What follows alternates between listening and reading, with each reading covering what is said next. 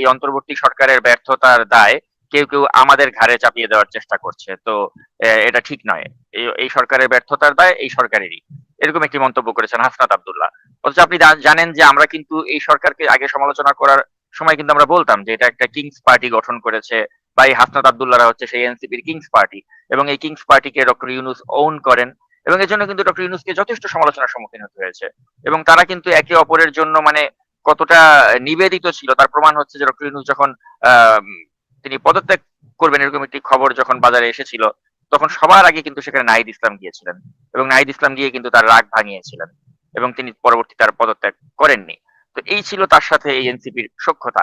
তো এখন এই এনসিপি তারা বলছে যে ডক্টর ইউনুসের সরকারের যদি কোনো ব্যর্থতা থেকে থাকে এই ব্যর্থতার দায় তাদেরই নিতে হবে, এনসিপি এটার দায় নেবে না।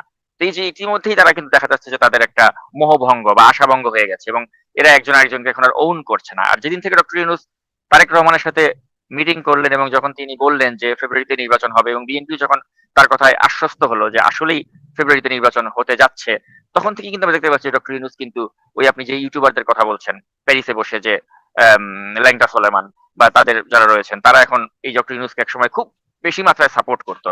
এখন দেখা যাচ্ছে এই ল্যাংটা সোলেমান এবং ল্যাংটা সোলেমানের আশেপাশের লোকজন যারা আছে তারা এখন ডক্টর ইউনুসকে তীব্র ভাষায় সমালোচনা করছেন।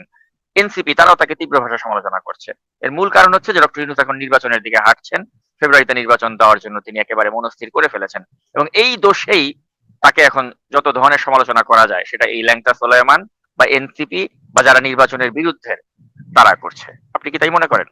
না, এটাই বলছিলাম যে একজন মানুষের তো তার পলিটিক্যাল স্ট্যান্ড বলেন কিংবা তার পার্সোনাল স্ট্যান্ড বলেন একটা জায়গায় থাকা উচিত, তাই না? ধরেন আমি নির্বাচনটা চাই, যদি আমি নির্বাচনের পথে শঙ্কা দেখে যদি না হাঁটি, শঙ্কা দেখে ভাবি না আর নির্বাচন চাই না, আমি যদি এখন বলি ভাই না নির্বাচন দরকার নাই যেহেতু অনেক শঙ্কা, তাহলে আমি জায়গায় থাকলাম? আমি তো জায়গায় থাকলাম না। আমার জায়গায় থাকতে হলে আমি আমি যদি আমি ডক্টর ইউনূস সাহেব যেদিন আসছে এবং ডক্টর ইউনূস সাহেবের সাথে আপনি জানেন ডক্টর ইউনূস সাহেবের সাথে আমার যে যে ব্যক্তিগত সম্পর্ক বা এত ভালো রিলেশনশিপ থাকা সত্ত্বেও ডক্টর ইউনূস সাহেব যেদিন আসছে তার সেই পরের দিন থেকে আমি ওনার বিরুদ্ধে সমালোচনা শুরু করেছি এবং এখনো করছি গঠনমূলক সমালোচনা। কিন্তু কিছু কিছু মানুষকে দেখি যে কিছু প্রত্যাশা করে, যখন প্রত্যাশা করে যে হ্যাঁ ইউনূস সাহেবের কাছ থেকে আমাকে কোনো দায় দায়িত্ব প্রত্যাশা দেখ তারপরে তাহলে ইউনূস সাহেবকে ভালো বলবো, না হলে বলবো না।